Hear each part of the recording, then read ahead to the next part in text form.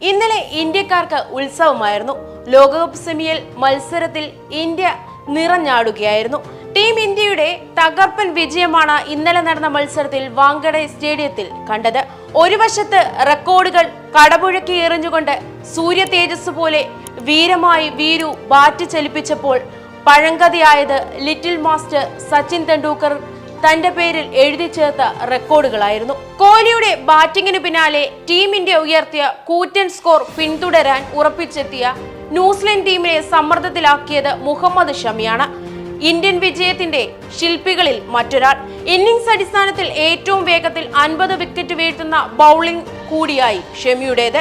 9.5 ഓവറിൽ എറിഞ്ഞ മുഹമ്മദ് ഷമി 57 റൺസ് വിട്ട് കൊടുത്ത് നേടിയത് 7 വിക്കറ്റാണ്.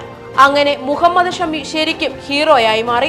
അവസാന 10 ഓവറിൽ 132 റൺസ് വേണ്ടിയിരുന്ന ന്യൂസിലൻഡിനെ തച്ചുടയ്ക്കുന്ന ബൗളിംഗ് ആയിരുന്നു ഷമി നടത്തിയത്. ഷമിയുടെ തീപാറുന്ന ബൗളിംഗിൽ ന്യൂസിലൻഡ് ഓരോന്നായി എരിഞ്ഞു വീണു തുടങ്ങിയിരുന്നു.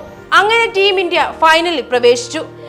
ഇനി ഫൈനൽ മത്സരത്തിനായുള്ള കാത്തിരിപ്പ്. അതിനിടെ മത്സരത്തിൽ ഇന്ത്യ ജയിച്ചതിനു ശേഷം ഡ്രസ്സിംഗ് റൂമിൽ നിന്നുള്ള ഒരു കാഴ്ച മലയാളികൾക്ക് അഭിമാനമായി മാറിയിരിക്കുകയാണ്. എല്ലാ മലയാളികളും അത് ഏറ്റെടുത്തിരിക്കുകയാണ്.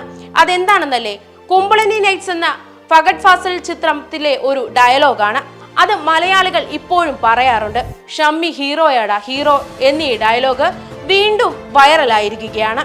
ഡ്രസ്സിംഗ് റൂമിലെത്തിയ മുഹമ്മദ് ഷമി ഉത്തർപ്രദേശിൽ നിന്നാണ് ഇന്ത്യൻ ക്രിക്കറ്റിൽ എത്തിയത്. ഷമ്മി ഹീറോയാടാ ഹീറോ എന്ന് ഷമി പറയുന്ന വീഡിയോയാണ് ഇപ്പോൾ വൈറലാകുന്നത്. ഇത് കണ്ട മലയാളികൾക്ക് തുടക്കത്തിൽ സംഭവം എന്താണെന്ന് അങ്ങനെ മനസ്സിലായില്ല. പിന്നെ സംഭവം എന്താണെന്ന് ഒന്നുകൂടി നോക്കി. അത് തന്നെ, ഷമ്മി ഹീറോയാടാ. എന്നാലും നമ്മുടെ കുമ്പളനി നൈറ്റ്സിലെ ഷമ്മിയുടെ ഒരു റേഞ്ച്, ഇന്ത്യൻ ക്രിക്കറ്റിലെ UP-കാരനായ ക്രിക്കറ്റർ പോലും നമ്മുടെ മലയാള സിനിമയിലെ ഡയലോഗ് അപ്പാടെ അടിച്ചുമാറ്റി പ്രയോഗിക്കുമ്പോൾ നമ്മൾ മലയാളികൾക്ക് കേൾക്കുമ്പോൾ നമ്മുടെ ഫഹദ് ഫാസിലിന്റെ റേഞ്ച് ഊഹിക്കാമല്ലോ. എന്തായാലും നമുക്കും പറയാം, ഷമ്മി ഹീറോയല്ലേടാ ഹീറോ.